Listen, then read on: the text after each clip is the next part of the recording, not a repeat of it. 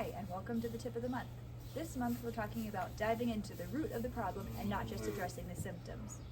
Recently we had a problem where our farm manager said, hey, not all of the calves are eating well. What's wrong with the feeder? It came up, some of the calves could eat just fine, but other ones would eat part of their portion and walk away. Let's dive in and see where that solution could be. Here we are in with the calf feeder. And the first thing that we did was we looked at the nipple station itself. We pulled the hoses off. We could see that there was some sticky milk on the outside of on the inside of the hose. We pulled the hose off, we sucked on it like a straw, just like a calf would do, and the milk came out fine. So there were no clogged lines anywhere, but when we sucked the milk out, it had a gritty texture and a bad flavor.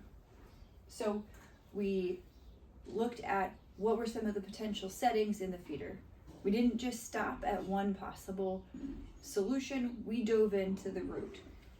What we found was that our mixing temperature was set too low. All of the milk replacer was not getting mixed up into the milk, and so it was not dissolving, and when the calves were drinking it, it was gritty and had a bad flavor. We adjusted the temperature, we let it mix a couple batches, we came back, we sucked a couple more times to get all of the line flushed out, and pretty soon we were drinking good tasting, smooth, silky milk and not a gritty texture. We also looked at what the milk replacer itself looked like to make sure that there were no pieces of stone in it. We looked at the mixing bowl to make sure that it was mixing well and not leaving behind any residual. And we didn't just stop at adjusting the temperature. We wanted to dive in, get to the root of the problem, and not just fix the symptom. We find that not just in our equipment, but with all kinds of equipment.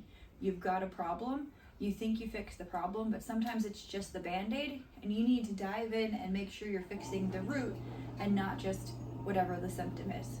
So that's your tip of the month. Look for the real problem, not just the symptom.